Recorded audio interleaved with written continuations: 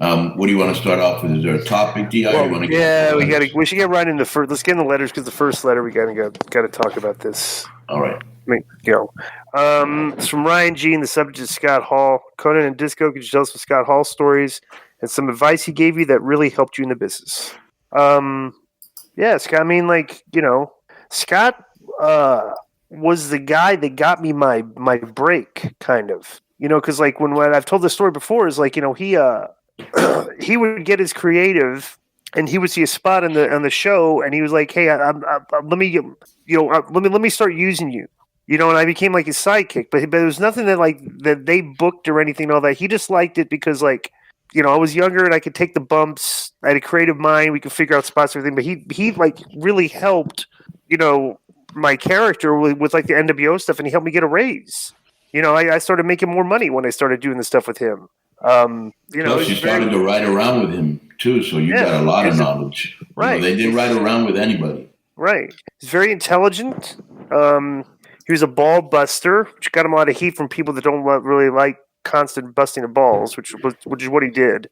But yeah, I can't say enough about what the guy did for my career.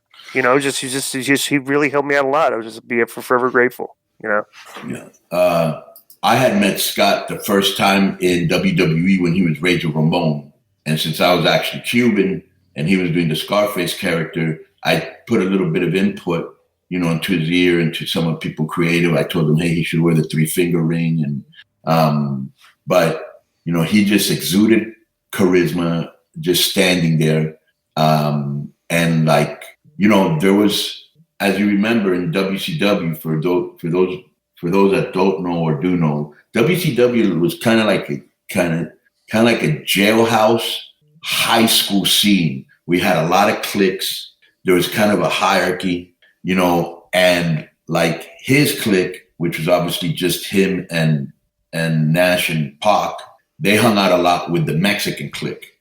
And through that, because they used to kind of, Disco wasn't really in a clique per se, just kind of floated around and hung out with everybody. But there was a specific one where it was like him and Jericho and me, and where we were always goofing off and playing, right.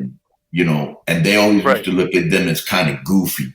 That was their idea. Just like they would always look at Eddie, and we got into some heavy discussions about this. They would look at Eddie and Dean and Chris as like real good workers, but midgets, Mm-hmm. And I used to have that argument with Kevin too. I'd be like, Kevin, you're 7 feet tall. Right. Your perspective is completely different. Those guys may be small, but they're way smaller to you than they are to a normal person. Right. Yeah.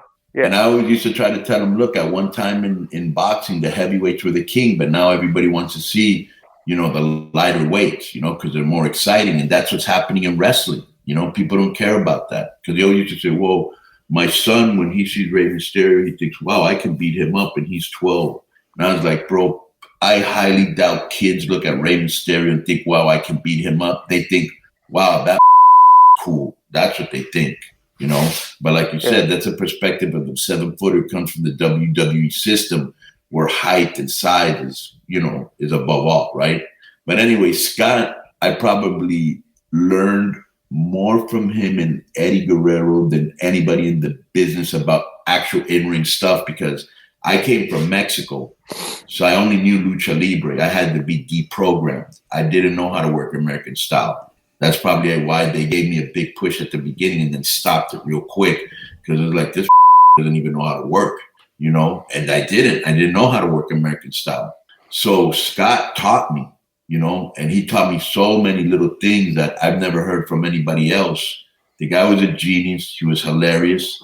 He had his demons, but, he was a guy that, like a lot of other guys who later had substance abuse problems, he came into the business not having any substance abuse problems. I never taken pills in my life till I got into the business, But anyways, it's a very hard atmosphere, so I never judged him. I loved him to death. He was a brother to me, and very, very, very, very, very sad that this, happened. And then, like you said, great ball buster. I probably took my ball busting to another level because of him. Yeah, and let me just say that for anyone that you know, a lot of people are posting matches or gifts and all that stuff, but WWE put out a Blu-ray a few years ago, Living on a Razor's Edge, the Scott Hall story, and I can send it to you guys if you want to watch it. But it was very, very, very good. One of their best they ever put out, you know, and that's thanks to Scott. And let me just say this: top 3 sharpest minds I've ever met in this business ever, including anybody. And like maybe 6 years ago, when we had an unfortunate incident where a wrestler who was also like literally like my little brother, called Pedro Aguayo Jr., died in the ring while I was there with Rey Mysterio. And WrestleMania was maybe a week later, something like that, or a few days later. And we went to that Wale Mania thing. And, you know, Court Bauer had told Scott Hall, me and, you know, Ray were going to be there, and he flew out, you know, just to be with us, you know, in a difficult moment. So that's the type of guy he was. But rest in peace, my brother. We love you.